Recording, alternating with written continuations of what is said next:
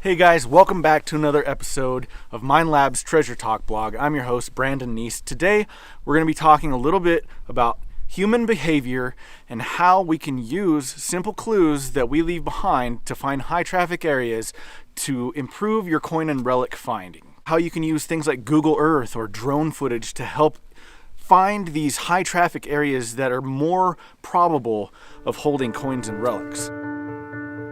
Metal detecting large, vast, empty spaces can seem overwhelming, but one of the things that you can try to do to narrow your search down is look for high traffic areas.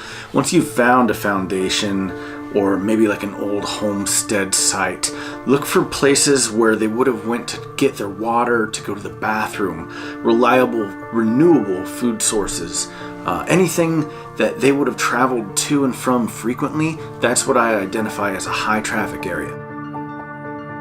If I'm not getting coins or relics out of these high traffic areas within, half an hour or 45 minutes, I'm on to the next site. I'm not going to waste a whole lot of time there, because if I haven't found anything in these high traffic areas, chances are that the site in general probably doesn't have a whole lot to offer.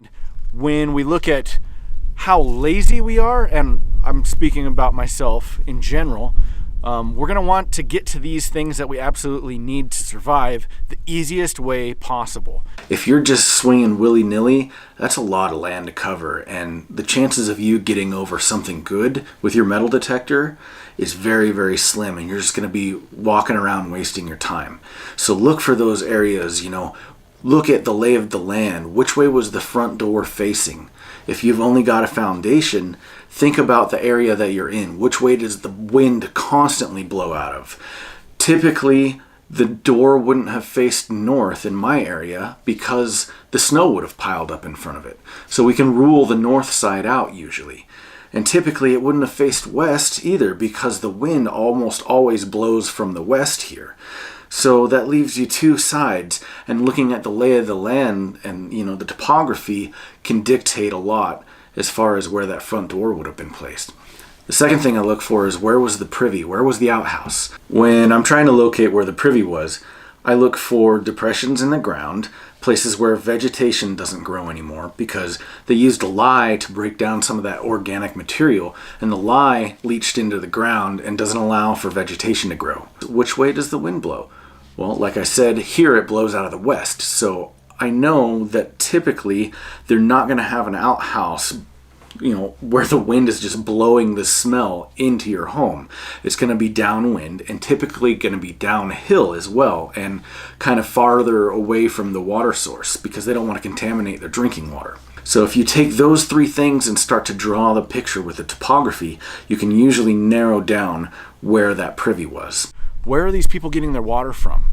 It's going to be the same source, a reliable source daily, and the footpath that they travel to and from that water source is going to be a high traffic area. Were there other structures nearby? Was there pens or arenas for housing livestock and other animals?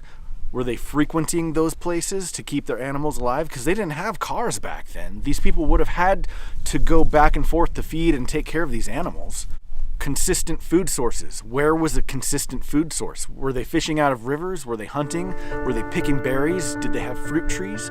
All of these things need to be taken into consideration, especially if they were a renewable source, something that they would have been going back and forth to on a constant basis. High traffic areas.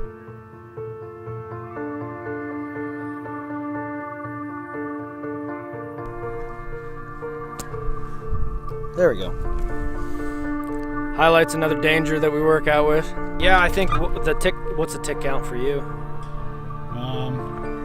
This times like 8. Times 8? Yeah. Oh yeah, I think I'm at 13 or 14. There's so many ticks. It's ridiculous. Get it? Ridiculous is what I did there. Thanks again for watching. Please don't forget to hit that subscribe button. We will see you back here next month when we're talking about hunting beaches and parks, primarily for jewelry. It's going to be awesome. Oh, don't forget to check this out too. My book, The Metal Detecting Bible. See you next month.